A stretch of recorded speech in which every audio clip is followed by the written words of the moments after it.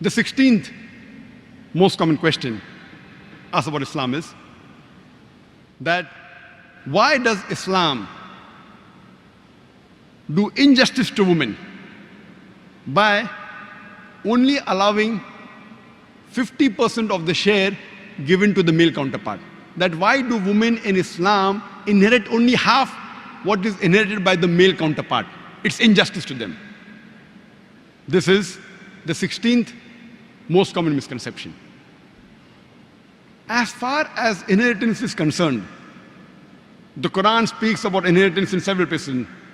In Surah Baqarah, chapter number 2, verse number 180, Surah Baqarah, chapter number 2, verse number 240, Surah Nisa, chapter number 4, verse number 7 to 9, Surah Nisa, chapter number 4, verse number 19, Surah Nisa, chapter number 4, verse number 33, Surah Ma'idah, chapter number 5, verse number 106 to 108. Several places it speaks about inheritance, but the exact share is mentioned in Surah Nisa, chapter 4, verse number 11 and 12, and Surah Nisa, chapter number 4, verse number 176. Allah says in the Quran, in Surah Nisa, chapter number 4, verse number 11, that as for the inheritance of your children, the male will get double the share of the female. If only daughters, 2 or more, they share in a 2/3. If only one daughter, she gets half. In what you leave for your parents. If there are children, the parents each get 1/6 share. If no children, the mother gets 1/3. If there are brothers and sisters, the mother gets 1/6. Verse number 12 says, in what your wives leave for you after death. The husbands, they get half if there are no children. They get 1/4 if there are children. In what you leave for your wives. The wives get 1/4 if there are no children, 1/8 if there are children. Don't get confused, difficult to remember. Go home, open the Quran, don't know Arabic, read the translation, Surah Nisa, chapter number 4, verse number 11 and 12. Generally I agree, in majority of the cases, the female inherits half of that of the male counterpart. But there are cases in which female and male inherit exactly the same. As I mentioned, if the person who has died has children, mother and father both get 1/6. Or if the person who has died has got no children but leaves a brother and sister, both get 1/6. There are cases in which sometimes the female inherits double.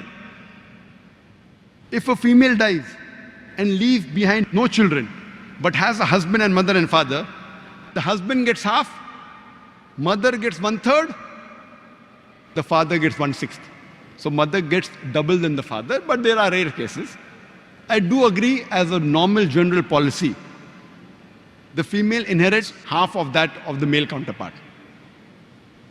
If it's daughter and son, son inherits double than that of the daughter. Husband and wife, husband inherits double than that of the wife. I agree with it. What is the logical reason? The reason, as I mentioned earlier, the financial burden in Islam is put on the shoulders of the men. As far as the women are concerned, before she's married, it's the duty of the father and the brother, and after she's married, it's the duty of the husband and the son to look after lodging, boarding, clothing, and all financial aspects. She need not work for a living. She's financially secured. Based on this, Allah subhanahu wa ta'ala has put the shares. And let me give you an example. Suppose there's a person who dies and leaves behind 150,000 dirhams. And he has one son and one daughter. After giving the shares of the wives and the other relatives, if 150,000 dirham are remaining from his inheritance, and he has one son and one daughter, the son will inherit 100,000 dirhams, and the daughter will inherit 50,000 dirhams. Now I'm asking you a question.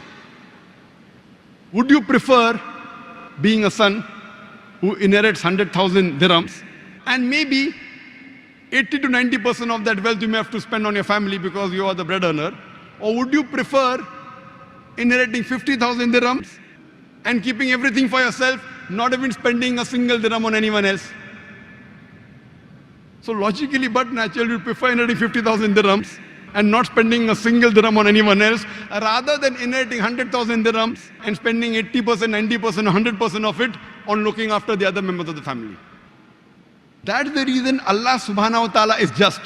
If He would have given both of them equal share, then I would have to give a talk on men's rights in Islam. Then the men would object, what kind of religion is this? We have to look after the family, and when we inherit equal. So Allah subhanahu wa ta'ala sees to it that is just with everyone. Allah says in Surah Nisa, chapter 4, verse number 40, Allah subhanahu wa ta'ala is never unjust in the least degree.